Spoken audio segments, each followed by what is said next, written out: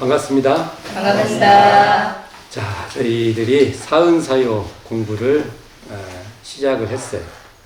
첫 번째 시간, 두 번째 시간에서 대체적인 그 사은을 보는 그 관점, 아주 기본적인 관점 얘기를 했어요. 대종사님 이야기, 그 법문을 쭉 인거하면서 제가 말씀을 드려봤어요. 그러니 결과적으로 보면 사은을 이해하기 위해서는 이런 쌍의 시각이 있어야 된다가 결론이에요. 결론. 대종사님께서 이런 쌍을 말씀을 하실 때 법신불 이런 쌍이라고 최종적으로 설명을 하시는데, 우리가 그래서 이런 쌍 서문에 보면 법신불 이런 쌍을 차받아서 이렇게 나오잖아요. 그 말씀과 같은 얘기로 다른 얘기도 하세요. 어떤 말씀을 하시냐면 불성 이론상 또는 신불 이론상 또는 신체 이론상. 그러니까 우리가 아름다운 그녀 할 때 그 아름다운 것 같이 그 앞에는 수식어예요. 그러니까 같은 말이에요. 그러니까 아름다움만 따로 있는 것도 아니고 그녀만 따로 있는 것도 아니고, 이제 그녀인데 그녀가 어떠한 존재다는 설명이니까 그건 같은 말인데, 그러니까 불성, 심체, 신불, 법신불 이런 말하고 이런 쌍은 같은 말이에요. 근데 대종사님의 표현은 이런 쌍을 주어로 사용하는 겁니다. 우리가 같은 말이라도 주어를 잘 사용을 해야 돼요. 우리가 이걸 잃어버리면은 대종사님의 본의가 아니라고 저는 봐요. 이거에 대한 논쟁은 있어요. 논쟁. 이런 쌍은 그걸 표현한 상징이지 실상이 아니다. 실상은 법신불이다. 법신불 이런 쌍일 때. 이렇게 얘기하시는 분도 사실 이게 주류적 해석일 수도 있어요. 지금 현재. 근데 저는 이렇게 되면 대종사님 의도가 안 맞아요. 이런 쌍을 이런 쌍을 표현하는 것이 대종사님의 대각의 내용이기도 하고 대종사님의 의도라고 저는 봅니다. 그러면 대종사님은 이런 쌍을 표상으로도 사용하고 실상으로도 사용해요. 이런 쌍. 그럼 우리가 예를 들면 이런 겁니다. 그러니까 말의 뜻을 빨리빨리 우리가 의도를 알아들어야 돼요. 대종사님께서 이런 쌍을 하면서 달을 가리키는 손가락이다 이런 표현을 할 때 우리는 대종사님은 손가락을 말하는 순간 달을 봐야 돼요. 그러니까 이런 쌍이라고 말할 때는 손가락도 표현하는 거지만 달도 말한 거예요.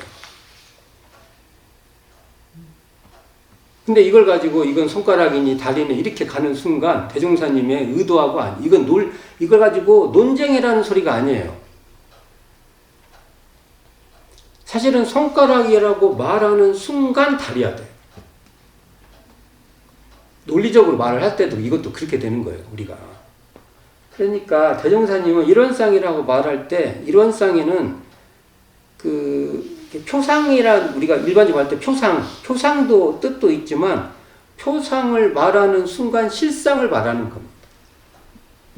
그러니까 이렇게 말한 거죠. 이런 쌍 하면은 그 기존의 문명권의 기존의 논리의 기존의 가르침에서 말한 그게 불성이야. 거가 심체야. 거가 신불이야. 이렇게 말하는 겁니다.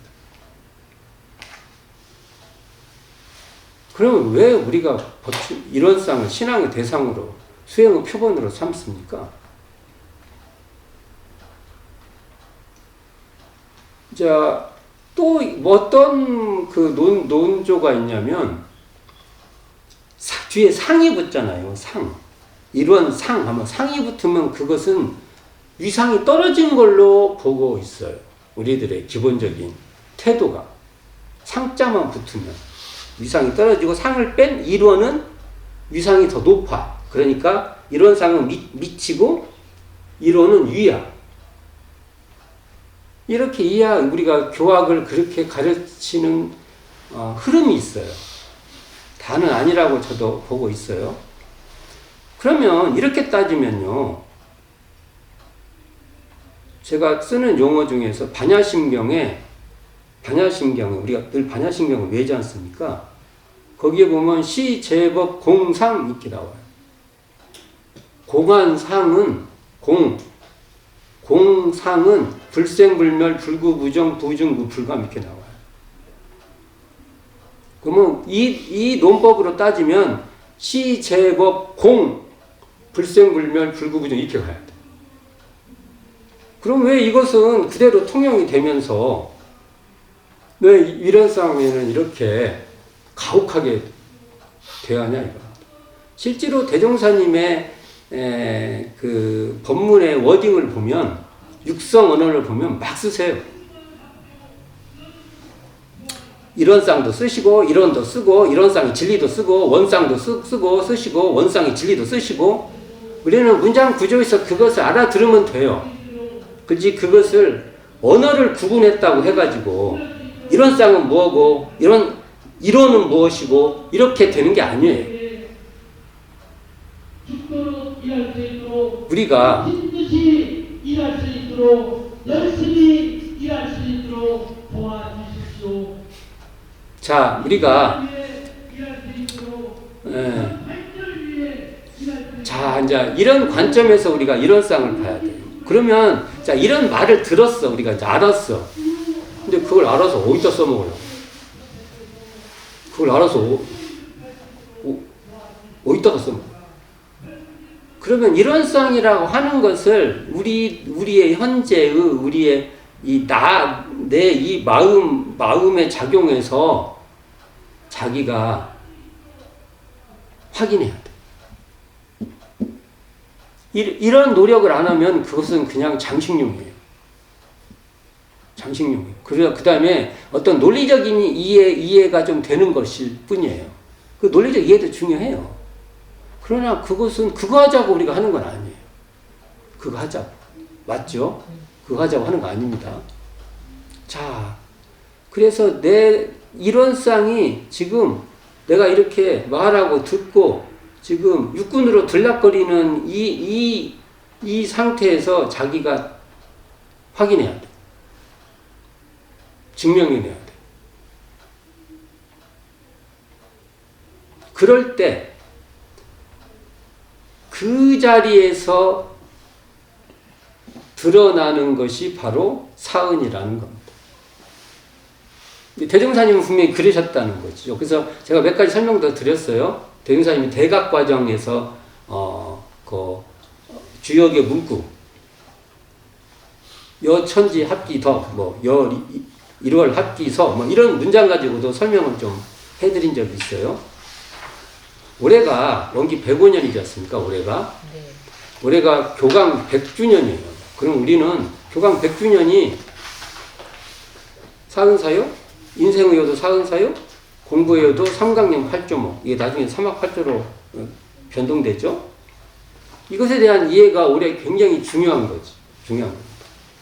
근데 아이러니하게도 이것을 이해하기 위해서는 앞에 불성이론상, 심체이론상, 신불이론상, 법신불이론상이라는 그 기반이 더 튼튼해야 된다는 겁니다.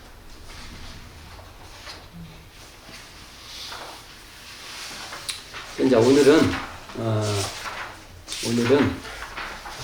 자, 저번 시간에 했던 게 기반해서 거기에 이제 기초를 두고 대종사님께서 이 사은장에 그 사은장에 보면 체계적인 구조 속에 써져 있어요. 이런 걸 보면 우리가요 대종사님께 굉장히 감사해야 됩니다. 이걸 이렇게 법을 짜기 위해서 얼마나 노력을 하셨을까. 그래서 제가 변산 성지에서도 대종사님이 여기서 눈에 보이지 않는 노력을 법을 짜시기 위해서 노력을 하신 거예요. 우리가 그런 걸 그 현장에서 못 느끼면요 그냥 놀러 가는 거예요. 아니 그냥 뭐 몰라요. 모르고 다니는 겁니다. 그냥 얼마나 노력을 했을까. 왜냐하면 깨달았다고 해서 이 법을 이렇게 짤 수 있는 게 아니에요. 뭐 깨달았다고 막 법이 막 촥촥촥 나오고 하는 게 아닙니다. 왜냐하면 사람도 관찰해야 되고, 그러잖아요. 다 관찰하고, 어떻게 하는 게 더 좋을까? 그러지 않습니까? 그래서 이게 짠 거예요. 이게 재무사님께서 오랜 시간. 그리고 한꺼번에 또 여기 보면 변산에서 교리 강령, 교강은 짰지만 구체적인 그 내용은 하루아침에 되신 게 아니에요. 시간이 많이 걸려요. 나중에 설명을 한번 드려볼 거예요. 내가 한번 그 과정을. 그런데 현행 정전, 이게 대략 6대 요령. 12쪽 펴보세요.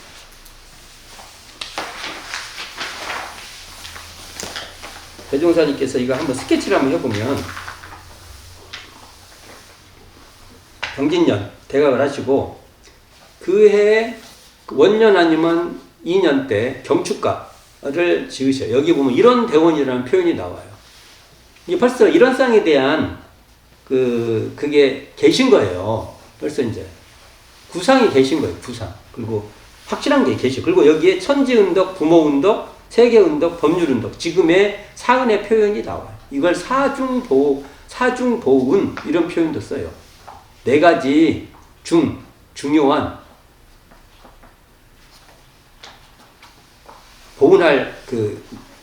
보훈해야 되는 덕목이죠. 이런 얘기도 하시고, 또 뭐 이렇게 전반 가사 중에 전반 세계 이런 그 가사도 있고 그래요. 이런 거 보면 또 이런 논조로 사유에 대한 고민도 한 것으로 봐요. 그리고 이제 변산에 입산하셔서 원기 5년, 음력 4월, 그러니까 5월 중순부터 6월 중순, 그 정도 사이에요. 양력으로 따지면. 이 사이에 교강을 발표하죠. 그러니까 법생일 날이에요. 이게 법생일 날. 우리로 그 가사에 나오죠. 우리가 법생일. 경신년 법생일. 원기 5년이 경신년이에요. 자, 그리고 나서 제가 그때도 조금씩 말씀드린 적 있어요. 교사 공부할 때, 귀학 또는 수양연구 요론, 그 다음에 불법연구의 귀학, 뭐 이런 초기의 교수에 보면은 이 제목에 대해서 이렇게 달려요. 설명들이 달려요. 자, 설명들이 조금씩 달려요. 달리다가, 자, 여기 보세요. 원기 13년도 사업보고서 교구총관 제5권에 보면 삼강년 후 총록과 8조목을 이제 기술해요. 상당히 그 설명체제가 동원돼요. 그리고 월마통신 제20호 원기 14년 음력 10월 6일자로 교법 제정안이라고 해서 사은사유가 발표돼요. 이때도 상당한 내용들이 기술돼요. 굉장히 설명체제가 있습니다. 이렇게 이제 게다가 원기 14년도 사업보고서에 이제 이것이 총괄 정리돼요. 그래서 원기 14년도 사업보고서가 굉장히 중요해요. 여기에 보면 이제 우리가 지금 알고 있는 사은사요, 삼강령 8조모에 대한 그 이론적 그 내용들이 쭉 전개돼요. 그러니까 교단에 이걸 논의할 수 있는 그 대종사님을 위시한 제자들이 굉장히 연마를 한 겁니다. 문장으로 정리하는 건 쉬운 일이 아니에요. 그리고 나서 3년 뒤죠. 원기 14년 조무부 사업보고서. 네. 언제 이걸 한번 읽어보면 좋은데 지금 내용하고 좀 달라서 뭐 읽어볼 필요가 있나 이런 고민을 하는데 정말 궁금한 사람은 찾아서 읽어보세요. 그러다가 3년 뒤인 원기 17년 1932년에 발행된 6대 요령에서 이게 총합돼서 지금 우리가 보는 거의 정전과 거의 비슷한 문장 구조가 됩니다. 그러면 생각을 해보세요. 17년이에요. 대각 이후부터 한다고 보면 17년이 걸리신 거고요. 원기 5년부터 더 집중적으로 했다 하면 몇 년이에요, 이게? 12년. 12년을 연마하고 연마. 당신 혼자만 한 게 아니라 제자들도 다 또 아마 동원시켰을 거예요. 그렇게 해서 현재 우리가 보는 문장을 보는 겁니다. 이렇게 생각하면 느낌이 달라져요. 이게. 그러니까 대각이라는 건 어찌 보면 더 노력하시는 겁니다. 대각 안 하실 때보다 대각 하시면 노력이 더 커져요. 지속적인 노력도. 우리가 그렇게 보는 게 더 맞아요. 자, 그러니까 우리가 이런 걸 보면 이곳에 소태산 대종사와 그 제자들의 피땀이 어려 있다는 것을 교법 형성 과정에서 우리가 느끼고 이런 것을 보고 법에 대해 이 교법에 대해서 우리가 고마워하는 감사함을 느끼는 겁니다. 그리고 그 문장 그리고 또 나중에 이 정전의 그 내용을 보면 야 문장 하나 하나에 굉장한 애를 이 적공을 들였구나 하는 것을 느낄 수 있어요. 스스로가 그걸 느껴야 돼요. 그냥 쑥 넘어가면 안 돼요. 근데 이런 것은 억지로 느껴봐 안 돼. 방법은 딱 하나밖에 없어요. 자기가 공부할수록 그 문장 하나하나에 그 감사함을 느껴요. 그리고 정전에 있는 그 문장이 바로 소태산 대종사의 법신이구나. 이렇게 우리가 받들게 되죠. 그래서 법을 받드냐? 그건 방법이 없어요. 교전을 많이 읽고 자기 스스로 느끼고 자기 삶에 대조해 보면서 그럴 때 이제 법에 대한 감사함이 생기는 것이지. 법을 너 지금 믿어? 저 믿어요. 이렇게 하고. 그것도 중요하죠. 그러나 그렇게만 되진 않는다. 이 과정이 그렇단 말입니다. 그러면 여기서 특히 사은장을 보면 대종사님께서 여기에 구조가 있어요. 구성. 어떻게 구성이 되어 있어요. 그 구성의 테마가 뭐냐면 피은, 보은, 배은. 이 단어가 나.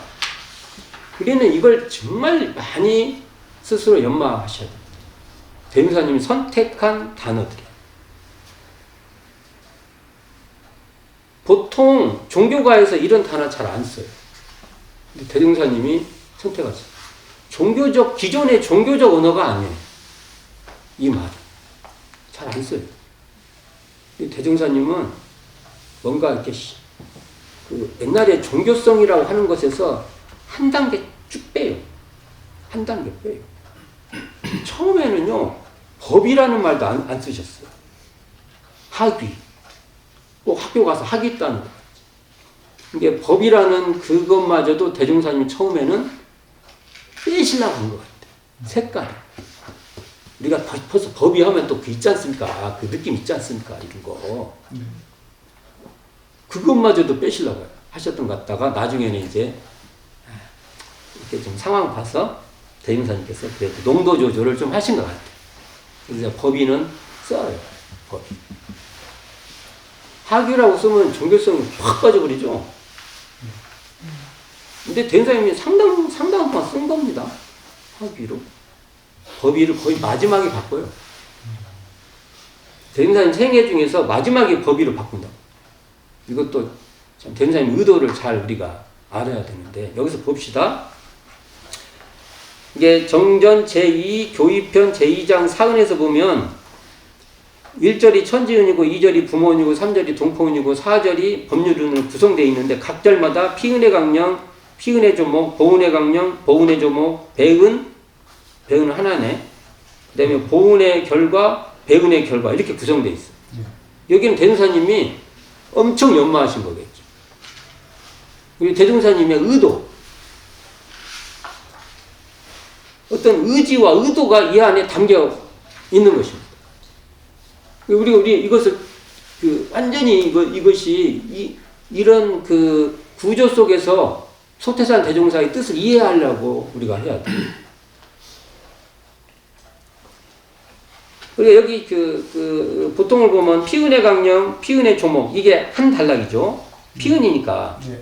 또 둘째는 보은의 강령, 보은의 조목. 이게 또 한 달로 끊어지죠. 네. 또 셋째는 배은, 배은은 딱 하나 나와. 네 번째는 보은의 결과, 배은의 결과. 이렇게 네 부분으로 사은 다 구분되어 있어요.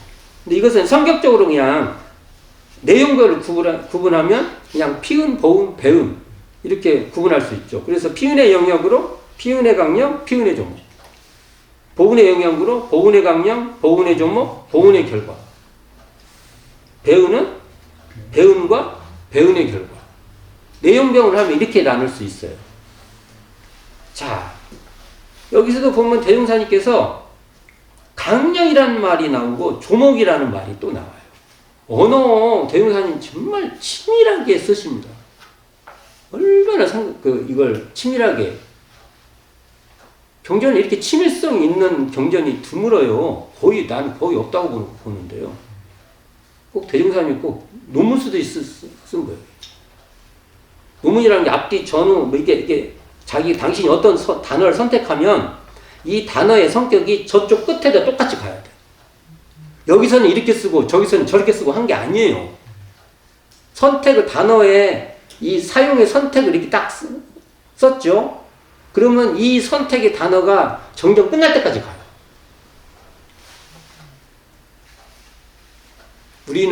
우리가 그렇게 쓰나요? 막 쓰지. 기분이 이럴 때 이렇게 말하고, 기분이 저럴 때 저렇게 말하고 그러지 않습니까? 대종사님이 정전에서 안 그랬다는 겁니다. 이걸 우리가 알아야 돼요. 이게 마구마구 이 말에 대한 뜻을 자기 마구마구 쓰면 안 돼요. 소태사는 의도대로 써야 돼요. 자, 여기 나오는 것 중 하나가 강령이 나와요. 강령이 여러 가지 뜻을 하지만 사문장에서 강령도 나와요. 강령 나오죠? 네. 조목 나와요. 그러면 강령이라는 건 원래 이게 한자로 뜻으면 별이강, 옥긴영, 령 이렇게 되죠. 이게 별이라는 게 금을 이렇게 던지면 금을 위에 줄이잖아요. 이게 금을 이렇게 당기면 싹 당겨오잖아요. 뭐 느낌 있죠. 그것만 싹 하면은 전체가 당겨져 와요. 옷을 제대로 딱 이렇게 전체 그 모습을 유지시키려면 옛날에 보면 이렇게 동정 다는 부분 있죠. 이 깃다는 부분 있죠. 여기를 딱 잡고 딱 걸면 전체적으로 옷이 싹 이렇게 잡혀요. 옛날 옷이 그래요.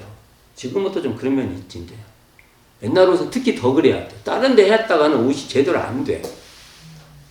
우리가 한복이라는 옷의 구조가 그렇지 않습니까? 그래서 핵심이란 뜻이 있어요. 중심, 핵심. 그걸 잡으면 전체를 잡을 수가 있어. 그러니까 강령이라고 하면 그걸 잡으면은 그게 정말 중심 포인트가 되는 거예요. 그걸 못 잡으면 그냥 예를 들어 그걸 잡으면 전체를 딱 파악하는데 안 잡으면 어느 부분은 이쪽은 이해가 되는 것 같지만 이쪽은 이해가 안 되는 거예요. 우리가 강령을 파악하지 못하면 절대로 안 돼요. 그래서 여기 강령자 나왔다 하면 열심히 봐야 돼요. 근데 강령은 대부분 핵심적으로 설명해요. 그래서 조금 뭐랄까요? 친절하지 않아요. 우리가 일반적으로 봤을 때.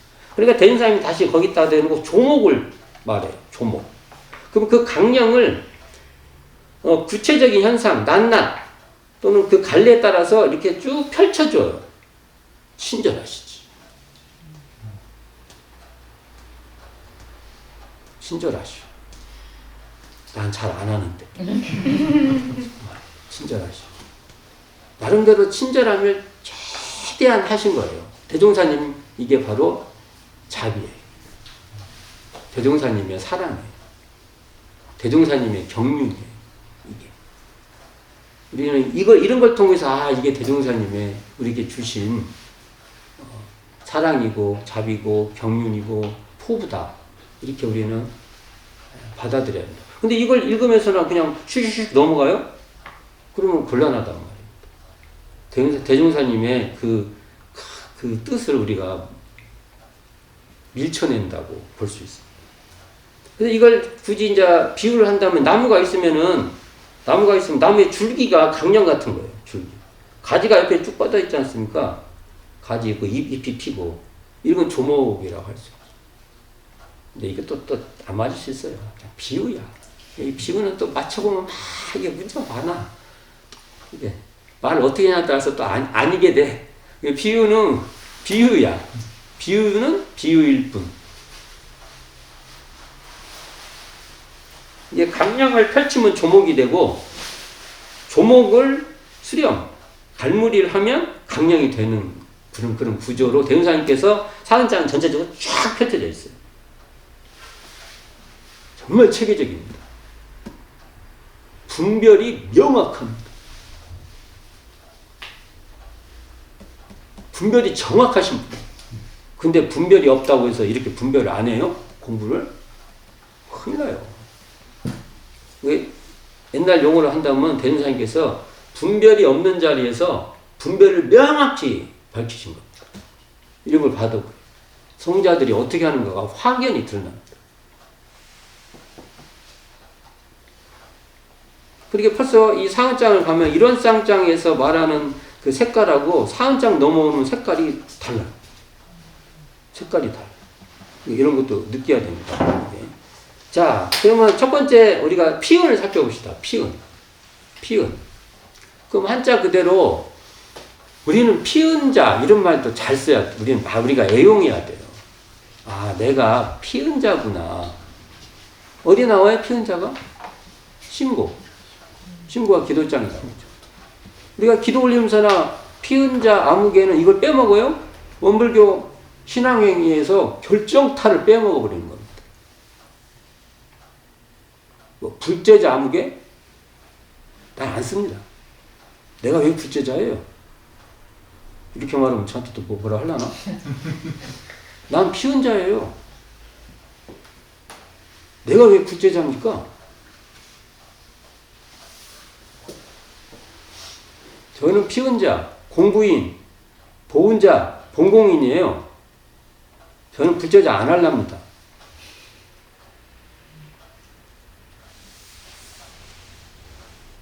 우리가 신고 올 때 내가 피은자다는 것. 피은자는 뭐예요? 사은의 은혜를 입은 사람이라는 선언이에요. 내가 스스로. 이게 원불교 신앙의 선언의 선언이에요. 나는 피은자입니다. 중요한 말이에요. 대종사님의 뜻이에요. 대종사님 실제로 이런 경험을 하신 분이고요. 우리도 그러길 바라는 거예요. 근데 피은자를 기도문에서 빼먹어버려요? 많이 빼먹어요. 우리 총부의 공식적 기록물에도 빠져요. 막 빼놓고 막 공식적인 기록물에 나와. 근데 전화해. 넣으라고. 근데 다음에 또 안 넣어. 왜냐면 그게 관례적으로 쭉 왔다 보니 어느 때 빼주면 계속 이렇게 반복되는 거예요. 이게 소중하게 생각 안 하면 그걸 안 넣어요. 지금은 꼭 지금 보면 다 들어가 있더라고요. 그럴 때가 있었어. 우리 이제 그건 일고 내가 그렇게 안 해야 돼. 내가. 신고를 올려도 피은자 아무개 오늘 하루 잘 지낼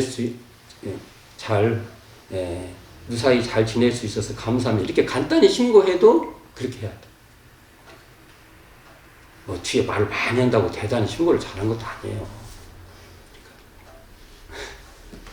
마음을 잘 담아서 피은자 어찌 보면 사은의 은혜를 느끼는 거죠. 우리가. 자, 그럼 피은자는 뭐예요? 입을 피 은혜를 입었다는 거예요. 옷을 입듯이 이렇게 우리가 옷을 입듯이 은혜를 입었다는 거죠. 그런데 은혜를 입으려면 어떻게 돼야 돼요? 우리가 이런 쌍의 안목을 갖춰야 은혜를 입어요.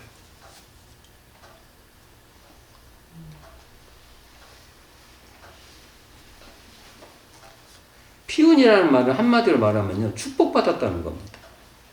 현대적 언어로 말하면. 우리가 축복을 받았다. 이 말도요, 내가 이런 쌍의 자리에 내가 있을 때 느끼는 겁니다. 그냥 되는 게 아니에요. 그러니까 이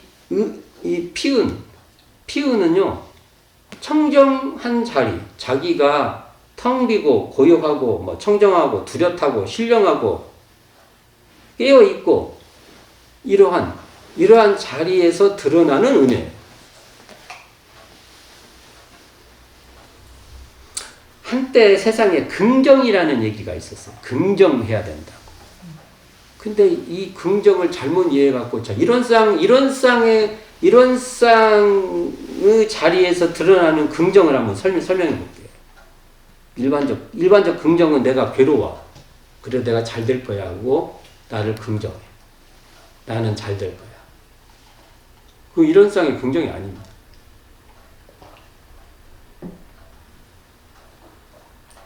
고를 받고 있는데, 나는 낙이 될 거야.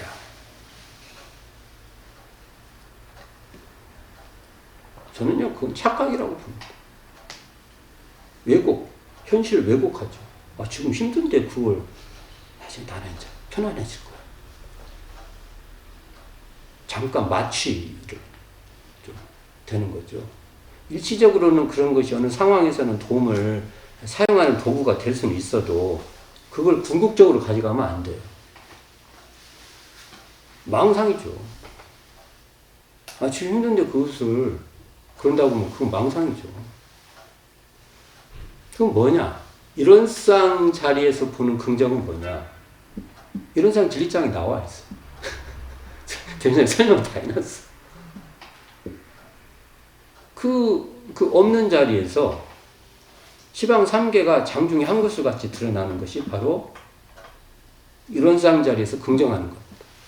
어떻게 긍정하냐? 그것을 받아들이는 거예요. 지금 상황 힘든 거예요. 뭔가 지금 그 상황이 굉장히 예를 들면 산을 넘어가면 쫙 넘어가야 되는 산이야. 그걸 받아들이는 거예요.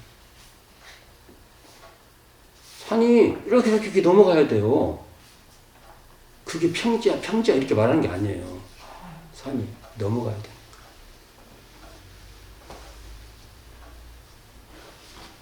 그걸 받아들이고 수용하는 거예요. 그리고 거기에 따라서 내가 해야 될 일을 찾아가는 겁니다. 차근차근 올라가야겠구나. 어디서는 그래도 쉬었다 가야 되겠구나. 또는 어떤 것을 누구의 도움도 좀 받아야 되겠구나. 기타 등등등등 이렇게 해서 가는 거예요.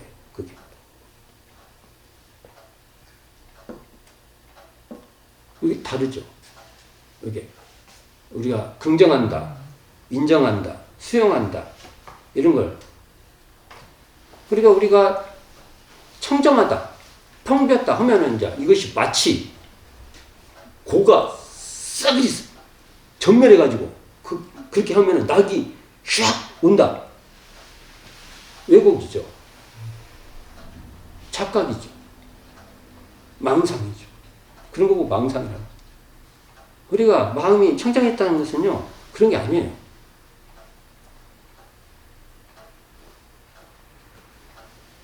근데 피은도 마찬가지.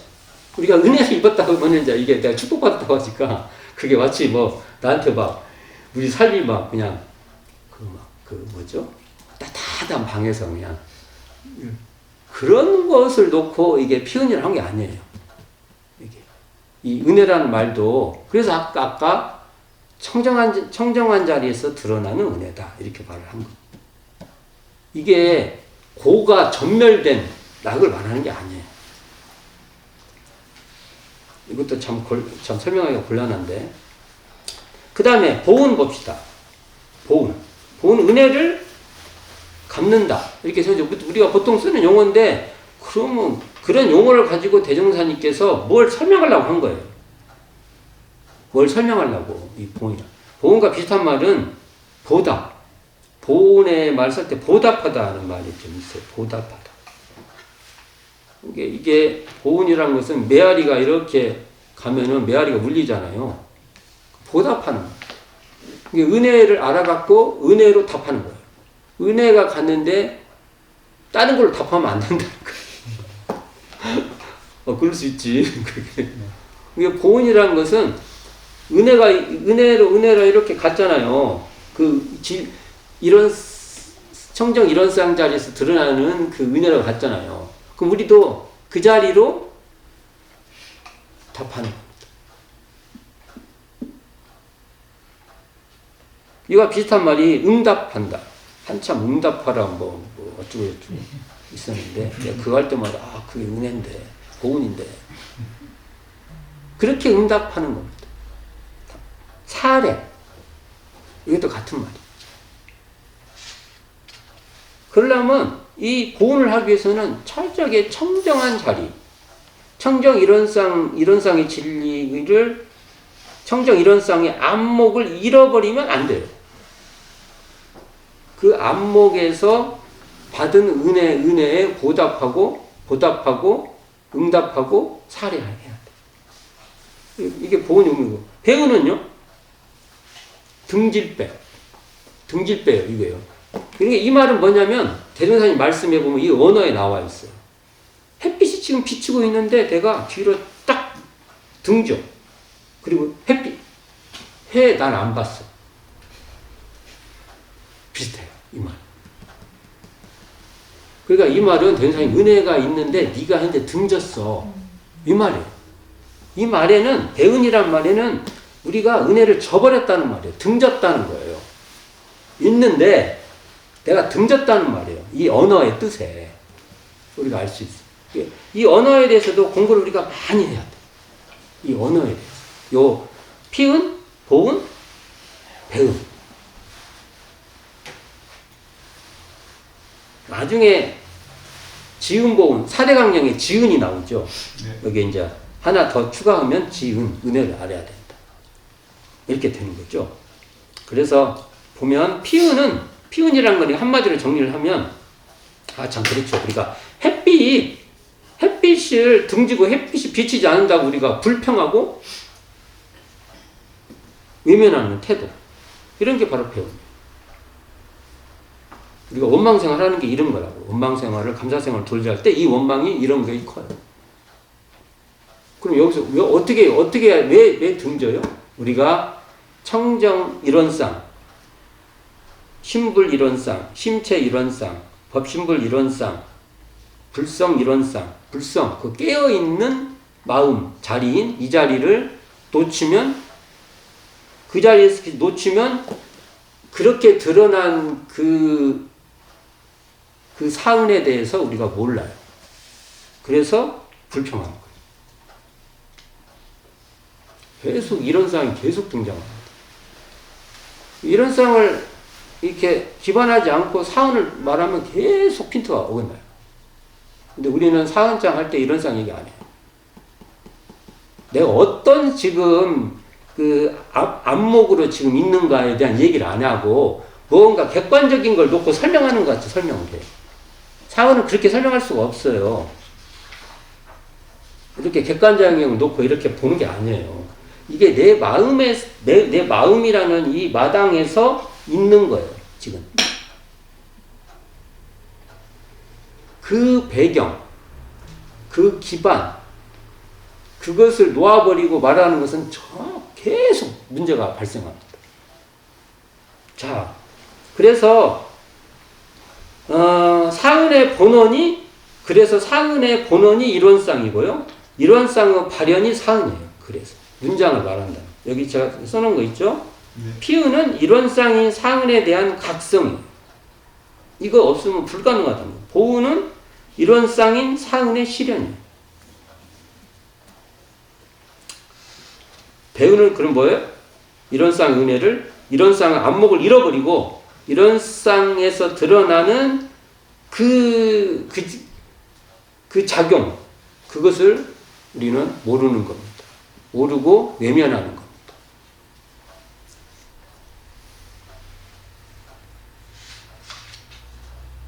참 배우는 대명사님께서 배운 하나로 했다는 것은 어찌 보면 이건 그냥 방법이 없어요. 안 하면 끝이야. 그냥 안 하면 어떻게 설명할 길이 없어. 그러니까 그냥 하나로 그냥 안 하든지 알고도 안 하든지 그 한번 그랬죠. 그 이상 어떻게 설명할 길이 없으니까 하나만 딱 말하신 것 같습니다. 자, 12쪽 펴보세요. 사흔장의 그 끝으로 보은의 결과와 배은의 결과로 마무리 짓고 있는데, 이 사흔장을 보면요, 어떻게 되냐면 우리가 구조, 어떻게 구성되어 있는가 살펴봐야 되는데, 보은의 결과, 배은의 결과로 되어 있어요. 그러니까 이게 바로 인과보응의 신앙문이에요. 한 번도 사흔에 인과가 안 나와요. 사흔에 보세요. 인과라는 말이 안 나와요. 근데 대종사님께서 이 구조 속에다가 인과를 설명해 버렸어요. 인과가 안 나와요. 인과라는 말이 안 나와요. 사흔에. 인과가 어쩌고 저쩌고 설명 하나도 안 나와요. 근데 구조 속에 인과를 다 설명해요. 배치 속에서 인과의 진리가 확 드러나요. 이것도 정말 세련되신 표현입니다. 대단하세요. 그냥 이럴 때 대종사님, 브라보, 내가 그러는데, 이런 거 보고, 내가 정말 캡틴으로 모실 내 자랑스러운 나의 캡틴이야. 나 어디 가서도 내가 정말 자랑하고 싶고, 이렇게 할 수 있어? 나 어디 가면 내가 정말 어디 가면 자랑할 거예요. 자랑이 아니라, 나의 정말 자부심으로 그냥, 이거 뭐라면 달라들겠죠, 제가.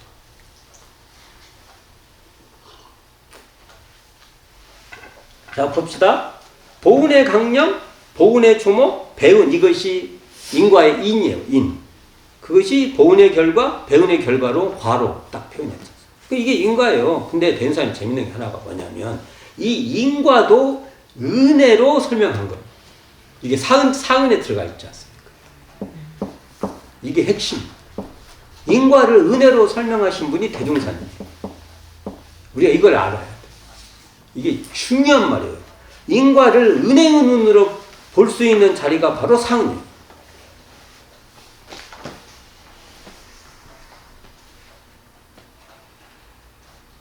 대종사님 말로 한다면 결국은 보은의 결과도 은혜지만 배은의 결과도 은혜예요. 우리가 이것을 우리가 인지돼야 됩니다.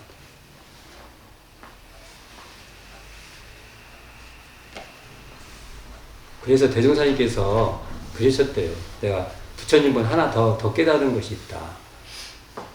그게 은혜라는 겁니다. 대종사님 쓰는 은혜라는 건 또 우리가 또 막 생각하는 은혜가 아니에요. 또 그렇게 생각하면 안 돼요. 대종사님이 의도했던 그 뜻의 은혜예요. 이런 걸 거예요. 이런 거. 아까. 자, 그래서 제가 이 사은을 보도 이 내용도 파악하겠지만 대종사님께서 사은장을 전체적으로 어떻게 구조를 해가지고 어떤 구성으로 이렇게 해놨다는 거 있죠. 어찌 보면 설계도 같은 거예요. 여기 보면 집에 보면 우리 아파트 잘 빠졌다. 그런 소리 많이 하잖아요. 막 그냥 아파트 잘 빠졌냐 안 빠졌는데 그거 갖고 막 이 아파트 보고 저 아파트 보고 따지고 막 어쩌고 저쩌고 하는데 왜 정전을 안 보냐고.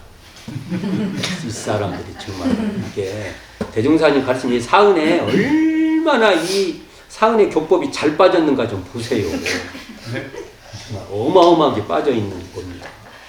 이걸 좀 느껴보시길 바라면서 자 스스로 하시고 저는 이 정도에서 마무리하는 게 좋을 것 같습니다. 마치도록 하겠습니다.